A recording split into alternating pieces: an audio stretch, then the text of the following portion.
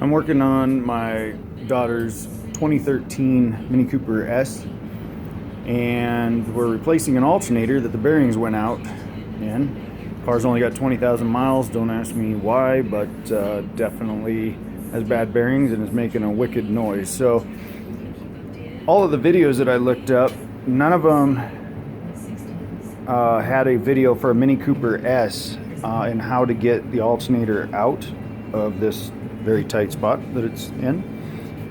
There was one video that wasn't in Mini Cooper S, and I guess the only difference is this this tube that comes around here. It's on the floor there, but that has to be removed in order for it to come out. The radiator support, upper radiator support, this all needs to be unbolted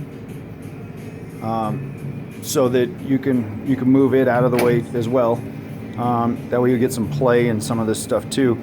But the biggest thing was this dipstick tube here. Just unbolt this dipstick tube and swing it out of your way. And there's a sensor that goes in right here. As you can see, goes in right there. And there's a bolt that holds it in. If you take that sensor out and move that dipstick tube, that alternator comes right out of there.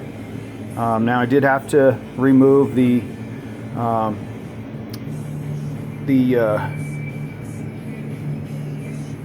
exhaust plate, whatever, the shield, exhaust shield plate, to give some more room there to swing this, you know, a little. You have to remove the fitting, all this. It's kind of straightforward stuff. But the biggest thing is that, as you can see, you don't have to remove the whole front bumper to do this. So I just figured I'd let the next guy know that thought this project might be a nightmare. It's really not that bad. So at any rate, cheers.